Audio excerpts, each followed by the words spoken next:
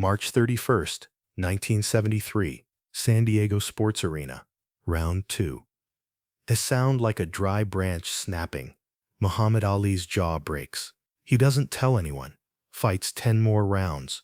Loses the decision. Walks out on his own. Only in the locker room do they see it. The mandible hanging at the wrong angle. The fracture complete. The break clean through. 10 rounds. Talking through broken bone. Breathing through shattered teeth. Smiling through hell because showing pain means giving victory before the final bell. That night, Ken Norton didn't just beat Muhammad Ali.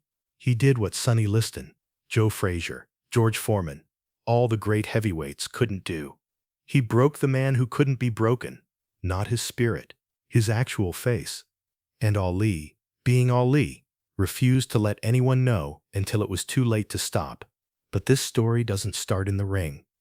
It starts 3 months earlier, in a Miami hotel room, when Ali made the worst decision of his career. Not a tactical decision, a business decision, the kind that costs more than money. December 1973, Ali is 31 years old, coming off a decision victory against Bob Foster, a light heavyweight moving up in weight, who had no business being in the ring with him. Easy fight, easy money. Ali's looking for the next payday, the next stepping stone back to the title he lost to Joe Frazier 2 years earlier. His manager brings him an offer. Ken Norton, a relative unknown, 5'1" underdog, guaranteed purse, $200,000 for Ali, $50,000 for Norton. The fight will be in San Diego, not New York or Las Vegas, because no major city wants to pay for what looks like a mismatch. Norton's biggest claim to fame is being a sparring partner for better fighters. Ali's team advises against it. Not because Norton is dangerous, they don't think he is, but because there's no upside. Beat Norton, and Ali beat another nobody. Lose to Norton, and Ali's shot at Frazier rematch disappears. Angelo Dundee, Ali's legendary trainer, says, "We don't need this fight. You've got nothing to gain." Ali waves him off. "I need the money. I need to stay active. We'll knock him out in 6. That confidence wasn't arrogance. It was arithmetic. Ali had fought 43 professional fights, lost only 1, to Frazier, beaten everyone else. His speed was still there, his footwork still sharp. At 31, he wasn't the 24-year-old who destroyed Liston, but he was still Muhammad Ali, still the fastest heavyweight alive, still the most famous athlete on the planet. Ken Norton was a former Marine who started boxing at 24, turned pro at 25, had exactly 29 professional fights, and whose most notable victory was against a club fighter nobody remembered. The odds weren't just in Ali's favor, they were laughable. But here's what Ali didn't know, what nobody knew, because nobody had studied Ken Norton closely enough to care. Norton had a style perfectly designed to frustrate Ali, not beat him, frustrate him. Norton fought from a cross-armed stance, right glove held high across his face, left hand low, creating angles Ali wasn't used to seeing. Norton didn't dance, didn't retreat, pressed forward constantly, closing distance, working the body, making Ali fight in a phone booth when Ali's genius lived in open space. And Norton had an awkward looping right hand that came from odd angles, that traveled in strange arcs, that landed when you thought it wouldn't. Eddie Futch trained Norton. Futch was one of the greatest boxing minds in history, the man who would later train Joe Frazier to defeat Ali.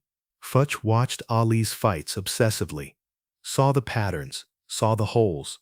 Ali relied on speed and reflexes. When opponents were slow, Ali made them look foolish. But when opponents were disciplined, when they cut the ring, when they didn't chase Ali's movement, but instead made Ali come to them, Ali had problems. Frazier had shown that. Kept pressing, kept cutting angles, eventually landed enough to win. Futch thought Norton could do something similar, not knock Ali out. Norton didn't have Frazier's punching power, but frustrate him, grind him down, win ugly rounds on the scorecards. Nobody believed Futch, not even Norton's own promoter, who kept the purses low because he didn't expect Norton to make the fight competitive. But Futch drilled Norton for 8 weeks, taught him to smother Ali's jab, taught him to get inside where Ali's reach advantage disappeared, taught him that awkward right hand, thrown from a cross-arm stance, creates blind spots in orthodox fighters' vision. Ali wouldn't see it coming until it was already there. Fight night. March 31st, 1973. San Diego Sports Arena. Capacity 14,000, maybe 12,000 showed up. Not a sellout. Not even close. Half the arena empty. This was a B-level fight in a C-level venue. Local attraction. West Coast regional interest. The national media mostly ignored it. Howard Cosell wasn't there. The New York Times sent a stringer, not their main boxing writer. Nobody flew in from overseas. This was supposed to be a tune-up, a showcase, an easy night for Ali to collect a check and move on. Ali entered first, wearing white trunks with black trim, red tassel, bouncing on his toes, throwing phantom punches, playing to the crowd, giving them the show they paid for. But people who knew Ali, who'd watched him for years, noticed something. His weight, 221 pounds. That was heavy for Ali. He usually fought around 210, 215. The extra weight suggested one of two things. Either he wasn't taking Norton seriously and didn't train hard, or he was trying to add power to compensate for reflexes that were starting to slow. Either way, the extra pounds would matter. Boxing is physics. Mass times acceleration equals force. More mass means more power but less speed. Ali built his career on speed. Adding weight meant trading his greatest weapon for something he didn't need. Norton entered next. 210 pounds. Chiseled, shredded. Looking like he was carved from marble. Massive shoulders. Arms like cables. A body built for absorbing punishment and delivering pressure. His face was calm. No trash talk. No showmanship. Just focus. He walked to the ring like a man going to work, not to war. That should have been a warning sign. Fighters who talk before fights are trying to convince themselves they can win. Fighters who stay silent already know. The bell rang for round one. Ali came out fast, throwing the jab, establishing range. Norton pressed forward, cross-armed, slipping punches, closing distance. Ali circled, moved, threw combinations. Some landed. Norton walked through them. Didn't seem hurt, didn't retreat, just kept coming. By the end of round one, Ali's corner was concerned. The crowd wasn't roaring, they were murmuring. Norton looked bigger in person, looked stronger, looked like he belonged. Round two. This is where everything changed. This is where the story actually begins. Everything before was just setup. Round two is where Muhammad Ali's understanding of his own invincibility shattered along with his jawbone. 90 seconds into the round, Ali and Norton exchanged in the center of the ring. Ali threw a combination. 1, 2, 3, trying to back Norton up.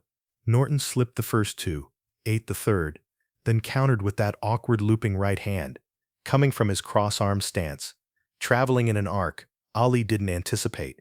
The punch landed on the left side of Ali's jaw, just below the ear, where the mandible is thinnest, where the bone has the least protection, where a punch thrown at the right angle with the right force can do structural damage. The sound was quiet, not a loud crack like a baseball bat breaking, more like a stick snapping under your foot. A dry, clean break. Only people in the first few rows heard it. Most didn't register what it was. Ali's head snapped to the right. His legs didn't buckle. He didn't go down. His hands stayed up. To everyone watching, it looked like Ali took a decent shot. Nothing serious. Nothing to worry about. Ali himself didn't immediately understand what happened. There was pain, sharp and sudden, but not overwhelming.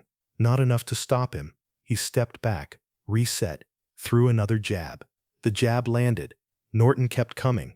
Then, Ali tried to talk. Tried to say something to Norton. Some piece of trash talk. Some verbal jab to go with the physical ones. His jaw didn't work right. The words came out slurred, wrong. Ali stopped talking, closed his mouth. Felt something loose inside. His tongue touched teeth that weren't where they should be. His jaw, when he moved it, clicked. Not a normal click, a grinding sensation. Bone against bone, without cartilage between. Ali knew, not the full extent. Didn't know the mandible had fractured completely, but knew something was badly wrong. Knew this wasn't just pain from a hard punch. Knew his jaw had been damaged in a way that wouldn't heal during the fight. He had two choices in that moment. Signal to the referee that he was hurt. Stop the fight. Go to the hospital. Get x-rays. Get treatment. Save his health. Or say nothing. Finish the round. Finish the fight. Hope he could win on points despite fighting with a broken jaw. Hope nobody would notice until it was too late to stop him. Ali chose silence. Not because he was brave, because he was Ali. Because admitting injury meant admitting vulnerability. Because stopping meant giving Ken Norton, a 5-1 underdog, a nobody, a former sparring partner, the satisfaction of hurting Muhammad Ali so badly he couldn't continue. Because the world was watching, even if the arena was half empty, even if the big media names stayed home. The world was always watching Ali, and Ali would rather fight 10 rounds with a broken jaw than give the world the satisfaction of seeing him quit. Round 2 ended. Ali walked back to his corner, sat on the stool. Angelo Dundee looked at him, saw something wrong in his eyes. "You okay?" Ali nodded. Dundee asked again. "You sure?" Ali said. "Yeah," but the word came out thick, slurred. Dundee frowned. "Open your mouth." Ali did. Everything looked normal, teeth intact, no visible damage. Dundee shrugged, gave instructions for round 3. Ali nodded. The bell rang. Ali stood, walked back to the center of the ring. Norton was waiting. Round 3 through 12. 10 rounds. 30 minutes of fighting. 1,800 seconds of accumulated damage to a broken bone that should have been immobilized immediately. Every punch Ali threw sent lightning through his skull. Every punch Norton landed made it worse. The fracture, initially clean, began to splinter. The bone, initially cracked, began to fragment. The jaw, initially broken in one place, began to shift, to hang wrong, to move independently from the rest of his face. Ali couldn't clench his jaw anymore, couldn't bite down on his mouthpiece properly. Every breath came through loose teeth, every word he tried to say. And Ali, even hurt, couldn't stop talking, came out garbled. Norton's corner noticed first. By round 4, Eddie Futch was telling Norton, "Something's wrong with him. He's not talking right. Press him. Work the body. Make him breathe hard." Norton obeyed, started targeting Ali's ribs, his stomach, forcing Ali to open his mouth to breathe, forcing air through a jaw that couldn't close properly. The crowd started to realize something was off. Ali's movement was still there, still graceful, still faster than Norton, but the snap wasn't there. The combinations looked slow. The defense looked porous. Norton was landing clean shots that normally wouldn't get through. By round 6, the half-empty arena was silent, not because nothing was happening, because something was happening that nobody had expected. Muhammad Ali, the greatest heavyweight in the world, was losing, not getting outboxed, getting beaten. Round by round, minute by minute, Norton was dismantling the myth. Ali's corner kept asking between rounds, "What's wrong? Tell us what's wrong." Ali kept saying, "Nothing. I'm fine. I'm winning." But he wasn't winning. The scorecards would later show Norton ahead in 9 of 12 rounds. Ali won maybe 2, possibly 3. The rest belonged to Norton. Not by knockout, not by dominance, by accumulation, by pressure, by making Ali fight in a way Ali didn't want to fight. In round 7, Ali tried to talk trash, tried to say something to Norton to break his focus. The words came out, ooh, e, o, I, gibberish. Norton looked at him, confused. Ali tried again, still gibberish. Norton said, "Man, what's wrong with your mouth?" Ali didn't answer, just threw a jab. Missed. Norton countered. The punch landed on Ali's jaw again, the same spot, the same break. Ali's eyes watered, not from emotion, from pain that bypassed thought and went straight to nerve response. His body wanted to quit, his mind wouldn't let it. Round 8. Ali started showing the break physically. His jaw hung slightly to the left, not obviously, just enough that people in the first few rows could see it. One of the judges, scoring the fight ringside, noticed, leaned to another judge, said, "Look at his jaw, something's wrong." The other judge looked, saw it, neither said anything. The rules were clear. Unless a fighter couldn't defend himself, the fight continued. Ali was still throwing punches, still moving, still upright. The fight continued. Round 9. Ali's corner finally understood. Dundee saw the jaw hanging wrong between rounds. Said, Jesus Christ, is that broken? Solly said, uh-huh. Dundee said, we're stopping this. Solly said, no. Dundee said, you're hurt. We're stopping it. Solly said, I'll fire you if you stop it. I'm finishing. Dundee looked at Bundini Brown. Bundini shook his head, said, he's not stopping. You know that. Dundee looked at Ollie, looked at the jaw, looked at the scorecards in his head. They were losing. Badly. Stopping now meant Norton won by TKO. Fighting on meant Norton won by decision. Either way, Ollie lost, but stopping meant admitting the injury. Fighting on meant denying it. For Ollie, the choice was obvious. The bell rang. Ollie stood, walked back to the center. Norton was waiting. Round 10. Ollie mounted one last offensive. Threw combinations with everything he had left. Speed, accuracy, power. For 2 minutes, it looked like the old Ali. The Ali who beat Liston. The Ali who dazzled the world. Norton weathered it, covered up, took the punches on his arms, his gloves, his shoulders, waited for Ali to tire. When Ali's hands dropped from exhaustion, Norton attacked, landed a right hand to the body, landed an uppercut to the jaw. Ali's legs wobbled. The crowd gasped. Norton smelled blood, pressed forward, threw everything. Ali retreated, survived, made it to the bell. Round 11. Ali had nothing left. Legs tired, arms heavy, jaw screaming. Norton dominated, walked Ali down, landed at will. Ali tried to clinch, to hold, to rest. The referee broke them. Norton attacked again. More body shots, more head shots, more pressure. Ali's face swelled. His left eye started to close. His jaw, broken and battered, hung visibly wrong now. The entire arena could see it. The entire arena knew. But the fight continued because Ali wouldn't quit, and the referee wouldn't stop it, and Norton kept punching because that's what fighters do. Round 12. The final round. 3 minutes left. Ali came out throwing desperate punches, trying to land something big, something fight-changing, something to turn the scorecards. Norton stayed disciplined, moved his head, blocked, countered. With 1 minute left, Norton landed a perfect right hand to Ali's jaw. The same spot, the same break. Ali's entire body jerked.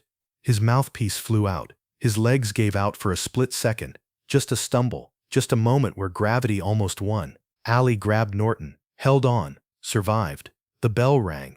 The fight ended. The referee collected the scorecards. The judges had scored it. 6-5 won.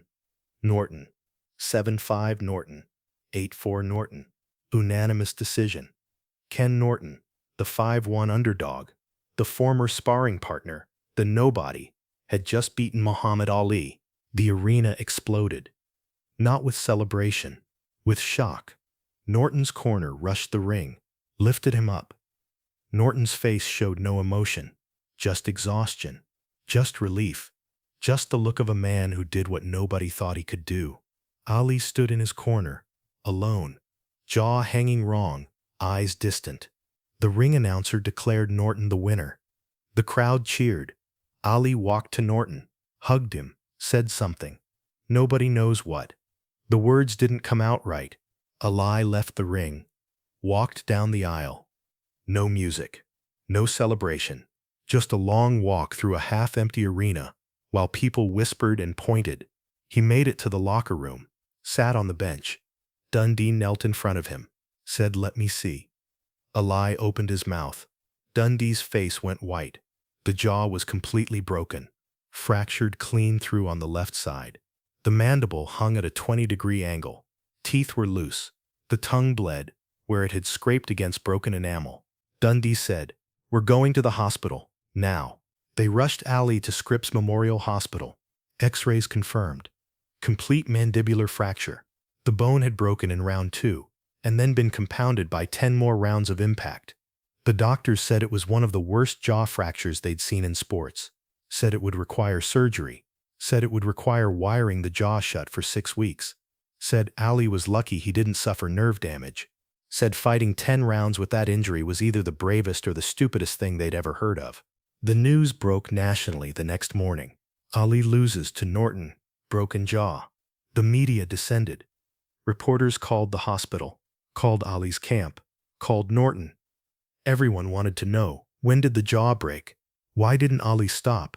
Did Norton know? Norton, interviewed the day after, said he had no idea Ali was hurt, said Ali never showed it, never complained, never gave any indication something was wrong. Said if he'd known, he wouldn't have targeted the jaw specifically. Said he fought a clean fight and won fair. Ali, unable to talk properly with his jaw wired shut, communicated through written notes to reporters. The notes said, "I lost. Fair and square. Norton beat me. That's boxing." The notes didn't mention the jaw until reporters asked directly. Then Ali wrote, "Broke in round 2, finished anyway. That's what champions do."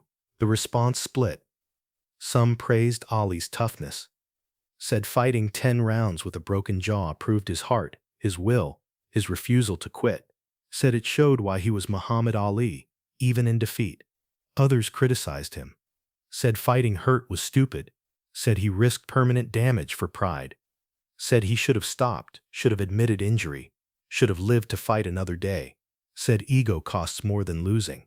Ali's doctors said recovery would take 6 months minimum, said the jaw needed time to heal properly, said rushing back could cause permanent damage. Ali ignored them. 3 months later, he was back in the gym. 5 months later, he was in the ring. September 10th, 1973. Ali versus Norton II. This time at the Forum in Inglewood, California. This time with a healed jaw. This time with a game plan designed specifically to beat Norton's awkward style. The rematch was war. 12 rounds of brutal technical boxing. Ali won by split decision, avenged the loss, proved the first fight wasn't a fluke on his part.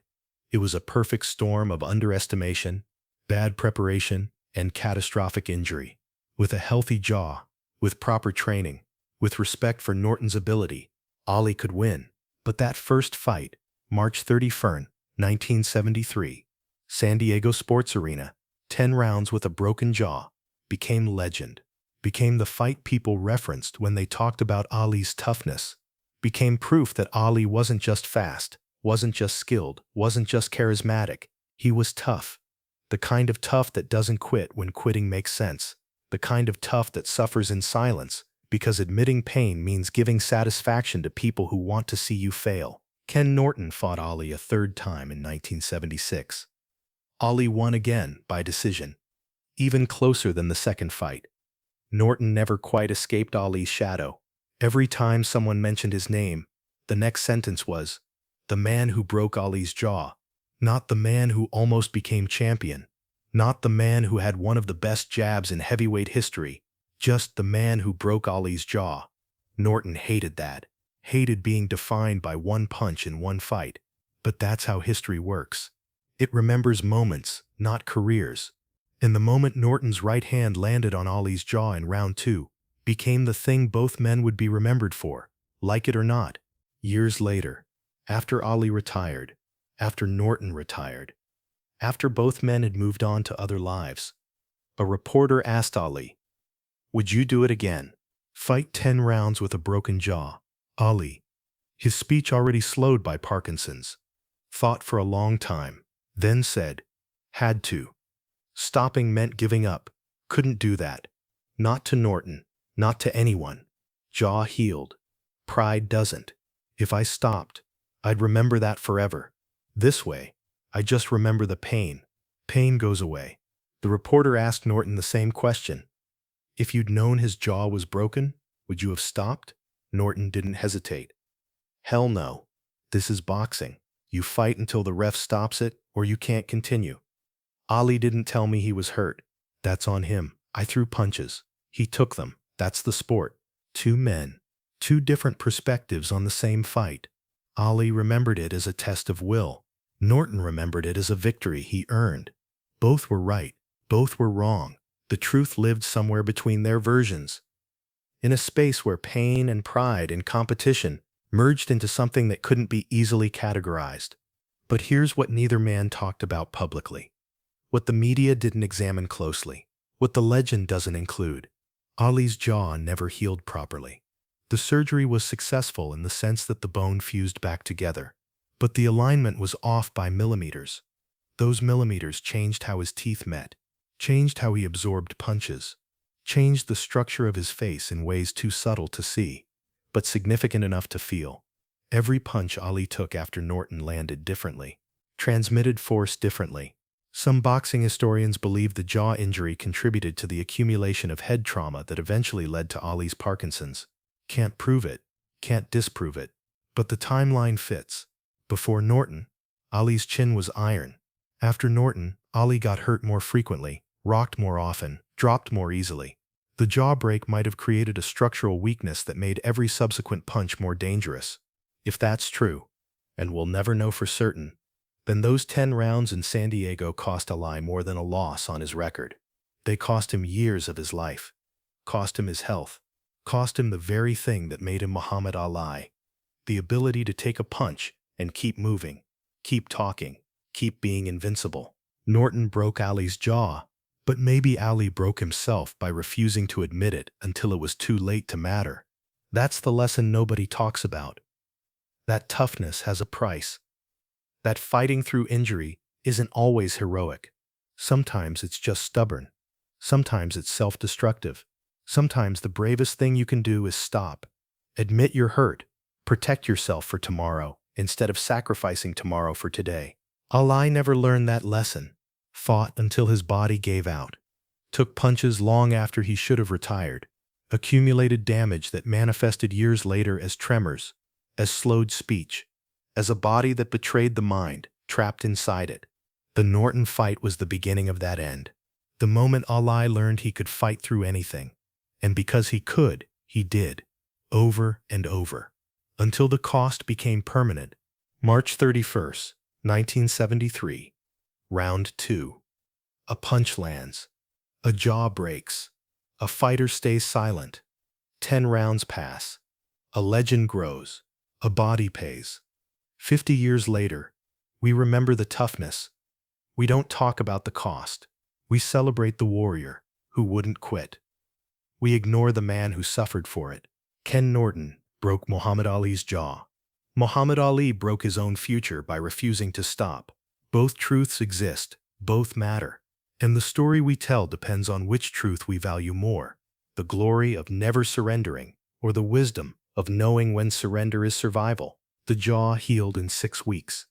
The damage lasted a lifetime. That's not a metaphor. That's medicine. That's boxing. That's the price Muhammad Ali paid for being Muhammad Ali. And he paid it gladly, willingly, without hesitation or regret. Because to Ali, stopping meant losing twice, once in the ring, once in his soul. Better to lose in the ring and keep your soul intact, even if keeping your soul intact cost you everything else. That's what March 31st, 1973 taught us. Not about boxing, about being human, about the choices we make between pride and preservation, between image and reality, between who we want to be and who our bodies allow us to be. Muhammad Ali chose pride, chose image, chose the person he wanted to be, and his body paid the bill. Every fighter understands that calculation. Every fighter makes that choice. Most just don't make it as dramatically, as publicly, as permanently as Ali did that night in San Diego. The man who broke Ali's jaw was Ken Norton. The man who broke Ali was Ali himself. Both statements are true.